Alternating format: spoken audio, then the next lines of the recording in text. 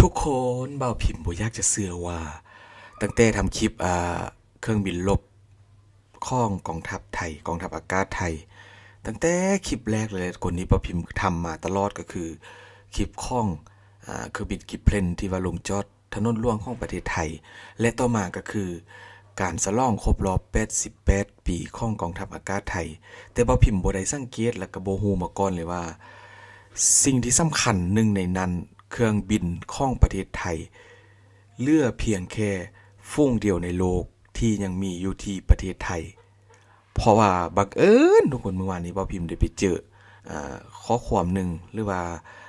รายละเอียดของคลิปนี้เกี่ยวกับเครื่องบินรุ่นนี้ของประเทศไทยที่ว่ายังมีการบินโซแล้วก็ยังใช้ได้จริงทำงานได้จริงอยู่ที่ประเทศไทยอายุของเพิ่นก็ถือว่าเป็นรุ่นขุนปูแล้วนะก็อยู่ที่ประมาณ50ปีถึง51ปีนี่แหละแต่ว่ายังทำการบินโซให้ลูกให้หล้านได้เบิ่งอันนี้คือเลือกเพียงแค่ฟุ้งเดียวในโลกทุกคนบ่พิมพ์บ่อยากจะเชื่อเลยเว้าไปแบบนี้แล้วบอกแบบนี้แล้วหลายคนก็อาจจะฮู้กันแล้วว่าเป็นเครื่องบินรุ่นใดทุกคนไปเดี๋ยวเราไปเบิ่งคลิปกันแล้วบ่พิมพ์จะพูดคุยกับทุกคนในเรื่องนี้ไป นี่เลยทุกคนนี่ปากที่ว่าเป็นเหมือนกับสลามนะหลายคนก็คงจะฮู้แล้วว่าคือเครื่องบินอะไรนั่นก็คือ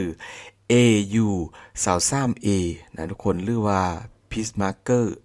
ของประเทศไทยนั่นเองทุกคนของอากาศยานของกองทัพอากาศไทยนั่นเองซึ่งว่าตอนนี้ก็อายุครบประมาณสัก50ปีแล้วแต่ว่าเพิ่นก็ยังทำการบินโซได้เหมือนกับเครื่องบินทั่วไปกันเลยนะทุกคนสิ่งที่แปลกใจนี่แหละก็คือว่าพิมพ์ก็ทำคลิปนะทุกคนมือไล่คลิปผ่านมาเลยที่ผ่านมาของกองทัพอากาศไทยครบรอบ88ปีนะว่าพิมพ์ก็บ่ได้เอะใจว่าเครื่องบินนี้คือเครื่องบินที่ว่าเก่าที่สุดในโลกแล้วก็มีเพียงฟุ้งเดียวอยู่ที่ประเทศไทยที่ว่ายังลงเรืออยู่เพราะว่าอยู่บอนอื่นก็ประเทศอื่นก็อาจจะบ่เรือแล้วนะแต่ว่าประเทศไทยยังเก็บรักษาได้ดีซึ่งว่าการบินก็มีอยู่ประมาณ3ลำนะทุกคนก็คือทำการบินแล้วปล่อยซี่ข้องควันนั่นแหละออกมาเป็นธงชาติไทยนี่ทุกคนคือที่ทุกคนเห็นนี่แหละกับมือที่ว่าเพิ่นได้มาบินโซในวันครบรอบของกองทัพไทยนั่นแหละนะทุกคนซึ่งว่าต้องย้อนไปเมื่อ14พฤศจิกายน2515โดยความช่วยเหลือทางทหารจากสหรัฐอเมริกาในช่วงสงครามเวียดนามที่สหรัฐมอบให้ทออไทย33เครื่องปัจจุบันเหลือเพียงแค่12เครื่องนะคนก็คือนี่เลยนะ AU 23A Pacemaker ของประเทศไทยนั่นเองซึ่งว่าที่ฟุ้งบิน501นั้นที่ว่ามีการมอบให้แล้วก็กองบิน5จังหวัดประจวบคีรีขันธ์จึงเป็นPeacemaker ที่เหลือเพียงฟุ้งเดียวในโลกในตอนนี้หากว่านับอายุการใช้งานจริงอยู่ที่ราว60ปีแล้วทุกคนคันถ้าว่า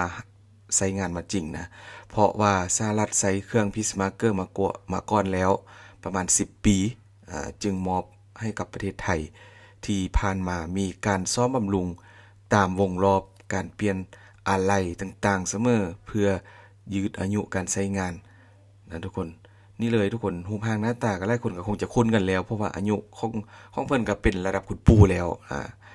ก็ถือว่าได้ให้ลูกให้หล้านได้เบิ่งจนมาถึงปัจจุบันนี้นะทุกคน50กว่าปีโอ้โหว้าวถือว่าเป็นเครื่องบินที่ว่าเมืองไทยรักษาได้ดีมากๆนะทุกคนเครื่องบินนี้ก็มีตอนนี้เหลือประมาณ3ลำใช่มั้ยทุกคนแม่นบ่เพราะว่าเห็นบินโซมี3ลำหรือว่าอาจจะมีหลายกว่านั้นนะซึ่งว่าย้อนไปเมื่อ50ปีก่อนเครื่องบิน Peacemaker ใช้ในภารกิจสนับสนุนทางอากาศปราบปรามผู้ก่อการร้ายคอมมิวนิสต์โดยตั้งหน่วยบินในทุกภาคของประเทศไทยโดยเฉพาะแนวชายแดนภาคเหนือภาคอีสานตะวันออกและภาคใต้อ่าวไทยซึ่งเครื่องบิน Peacemaker ได้แก่การลบที่ดอยยาวและดอยหมาม่นจังหวัดเชียงรายนะทุกคนหน่วยลบก็โดยหน่วยบิน2231และซก1170ช่วงปี2516ถ้าว่าพิมพ์อ่านผิดข้อโทษขออภัยและหลายๆทุกคนเพราะว่ามันเป็นภาษาไทยนะว่าพิมพ์อาจจะอ่านบ่คล่องบ่เก่งแล้วก็ยุทธการสายฟ้า1สนามบินน่านหน่วยบิน2023 ช่วงปี2521ถึงปี2524นี่เลยทุกคนข้อมูลก็เป็นเล็กๆน้อยๆที่จริงมีหลายกว่านี้บ่พิมพ์ก็อยากอ่านอยู่ทุกคนแต่ว่าเป็นภาษาไทยแล้วยังหลายคำศัพท์ที่บ่พิมพ์ยังอ่านบ่เข้าใจนะทุกคนกลัวว่าจะผิดพลาดนี่เลยซึ่งว่ามือวันสำคัญของเมืองไทยที่ผ่านมาเมื่อวานนี้วานซืนก็ด้วยว่าสร้างความฮือฮาให้กับหลายๆคนนะเพราะว่าไฮไลท์ก็คืออยู่นี่เลยทุกคนเพราะว่าพิมพ์ไปเบิ่งคลิปมาก็ได้ยินเสียงโฮจากเครื่องบินทั้ง3ลำนี้เลยก็คือ AU นี่นะทุกคน Peacemaker 23A นี่แหละก็เพราะว่าได้ยินเสียงโฮเสียงกรีดร้องแต่ว่าพิมพ์บ่ได้เอะใจว่านี่คือเครื่องบินที่ว่าเก่าแก่ที่สุดในโลกแล้วก็ยังเหลือเพียงแค่ฝูงเดียวในโลกที่ว่ายังมีอยู่ประเทศไทยนี่ทุกคนเบิ่งภาพถ่ายแบบไกลๆกันเลยยังไม่ไหม้อยู่นะทุกคนการรักษาของกองทัพอากาศเมืองไทยซึ่งว่าด้านหน้าก็คล้ายๆกับก็หลายๆฟันสลามใช่ไหมทุกคนเหมือนกับหัวสลามแล้วก็เพียนเป็นหลายหัวสลามนี่วันที่ว่ามีการโซ่ผ่านมาทุกคนก็ถือว่ายังบินได้ดีมากๆนะทุกคนแต่ว่าบ่พิมพ์ยังบ่ฮู้ว่าทุกงานที่ว่าสำคัญของเมืองไทยนี้เข้าได้เอาเครื่องบินรุ่นนี้ไปบินโซ่ทุกงานกันหรือบ่ทุกคนหรือว่ามีเฉพาะบางงานเท่านั้นแต่ว่าบ่พิมพ์ไปแอบดูมางานวันเด็กก็มีการโซ่นะมีการโซ่แต่ว่าก็บ่ได้โซ่ครบทั้ง12ลำหรอกแต่ว่าอาจจะโซ่ประมาณนี้แหละนะนี่อันนี้ก็บินคู่กับ F16 แล้วก็ T อะไรนะ T6 นี่จะย่างเลยแหละบ่พิมพ์อาจจะลืมๆเลยทุกคนนี่ด้านบนก็เป็น F16 นะทุกคนกับ T อะไรวะเครื่องบิน T6 บ่ด้านล่างก็จะเป็นขุนปูกันเลยก็คือ AU-23A Peacemaker ที่ว่าเก่าแก่ที่สุดแล้วก็เหลือเพียงแค่ฝูงเดียวในโลกของเมืองไทยนี่ก็เริ่มบินออกจากนอกสนามนะทุกคนนี่แหละเป็นอย่างว่าพิมพ์อยากทำคลิปไปเรื่อยๆทุกคนเพราะว่าคลิปเกี่ยวกับเมืองไทยนี่แบบทำไปก็ยิ่งแบบอยากทำไปเรื่อยๆนะบ่เคยหมดเลยทุกคนแล้วก็ขอบคุณข้อมูลดีๆที่ว่าได้ให้ว่าพิมพ์ได้มาบอกทุกคนเล็กๆน้อยๆนะทุกคน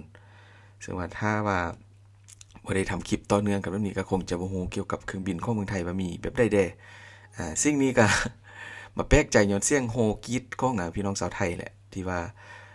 เครื่องบิน3ลำมีการบินโซขึ้นมาแล้วก็ได้ยินเสียงโฮแบบค่อนข้างที่จะแห้งเป็นพิเศษนะทุกคนเสียงกรีดเสียงร้องส่งกำลังใจให้กับคุณปู่หรือว่านักบินที่ว่ามาขับเครื่องบินนี่แหละเพราะว่าพิมพ์ได้ไปเจอข้อความนึงทุกคนที่ว่าเขาเขียนบอกอยู่ในคลิปว่าค่อยๆไปนะคะคุณปู่ค่อยๆเดินทางนะแม้มันเป็นคำเว้าที่เฮ็ดให้เรารู้สึกว่าโอ้โหทุกคนความทะนุถนอมเครื่องบินของกองทัพอากาศไทยนี่แบบเขารักษาอย่างดีมากๆแล้วก็อายุการใช้งานก็โอ้โหถ้าว่าเทียบใส่คือข้อมูลบ่พิมพ์อ่านเมื่อกี้นี่แหละก่อนที่ว่าอเมริกาจะส่งมอบให้กับเมืองไทยก็อเมริกาใช้มาแล้วกว่าประมาณสัก10ปีแล้วมาส่งต่อให้กับเมืองไทยอีกถึง50ปีกับอยู่ประมาณสัก60ปีแล้วรวมๆกันก็ถือว่าเป็นอายุการใช้งานที่ว่ายาวนานสุดๆแล้วก็ยังทำได้หลายอย่างนะทุกคนแต่ว่ามันมีรุ่นหนึ่งบ่พิมพ์เกือบผิดทุกคนเกือบเอาคลิปมาผิดเพราะว่ามันคล้ายๆกันอีกตัวรุ่นหนึ่งก็จะเป็นเครื่องบินคล้ายๆกันนี่แหละแต่ว่าจะมีปีกของเครื่องบินอยู่ด้านล่างอันนี้ก็คือปีกของเครื่องบินอยู่ด้านบนก็คือAU 23A Peacemaker ของประเทศไทยนะเลือกเพียงฟุ้งเดียวในโลกก็โอ้โหถ้าว่ารักษาแบบนี้ไปได้ตลอดแล้วก็ยังใช้งานได้อยู่บ่พิมพ์ว่าเมืองไทยนี่สุดยอดหลายนะคน Amazing สุดๆในการรักษาเครื่องบินรุ่นนี้ได้ยาวนานที่สุดเพราะว่าอยู่ประเทศอื่นก็คงจะบ่มีแล้วแหละเพราะว่าจึงได้คำเบาที่ว่าเรือฟุ้งเดียวในโลกก็คืออยู่ที่ประเทศไทยนั่นเองสุดยอดหลายทุกคนขอบคุณหลายๆที่ว่ามีสิ่งดีๆได้มาเล่าให้กับพี่น้องชาวไทยหลายคนได้รับรู้ว่าหลายคนก็อาจจะรู้กันหมดแล้วแหละว่าเรือเพียงแค่ฟุ้งเดียวในโลกก็คืออยู่ที่ประเทศไทยนะบ่พิมพ์ก็ต้องขอแสดงความยินดีนำทุกคนที่ว่าเมืองไทยได้เก็บรักษาขุดปูไว้ให้ลูกให้หลานให้เล่นหลายๆคนของประเทศไทยแล้วก็หลายๆรุ่นได้รับชมเครื่องบินรบเก่าๆแก่ๆแบบนี้ที่ว่ายังใช้งานได้ปกติแล้วก็บินโซให้กับพี่น้องชาวไทยได้ชมได้เก็บภาพครั้งนึงในชีวิตบ่พิมพ์ก็ขอเป็นอีกซองนึงในการเก็บคลิปวิดีโอนี้ไว้ในซองของบ่พิมพ์ตลอดไปนะคนกับคุณปูของเมืองไทยเลือกเพียงแค่ฟุ้งเดียวในโลกอยู่ที่ประเทศไทยนั่นก็คือAU-23A Peacemaker นั่นเองขอบคุณหลายๆทุกคนเจอกันคลิปหน้าเด้อ